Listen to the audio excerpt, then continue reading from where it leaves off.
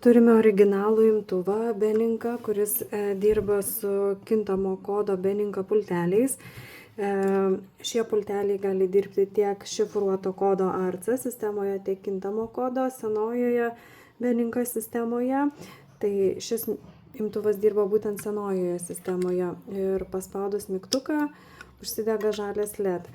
Pabandysime nukopijuoti ir pririšti avatar pultelį prie originalaus imtuvo. Taigi atidarome kopijavimą, nuspaudžiame pirmą 1, 2, 3, 4 antrajam mygtukui ir spaudžiame veikiantį su sistema mygtuką.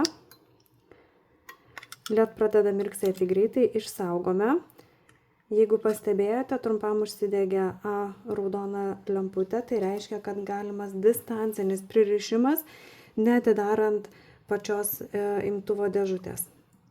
Dabar teks paspausti mygtuką, kuriame išsaugojame kodą ir palaikyti jį ilgai, iki kol vėl neužsidegs raudona LED lemputė.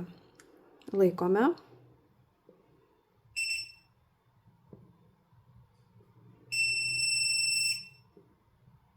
Raudona LED lemputė užsidegė ir mirksi. Šiuo metu galime jau atleisti pultelį, jisai atlieka savo darbą, prisirišinėja prie varto automatikos. Greičiausiai šito varianto nematysite, bet ten jau užsidegė lemputė, kad priėmė pultelį ir reikia tiesiog leisti pabaigti jam savo darbą atlikti. Pririšimas baigtas, galima pabandyti atidaryti vartus. Taigi LED lemputė užsidega. Pultelis sėkmingai prisirišo.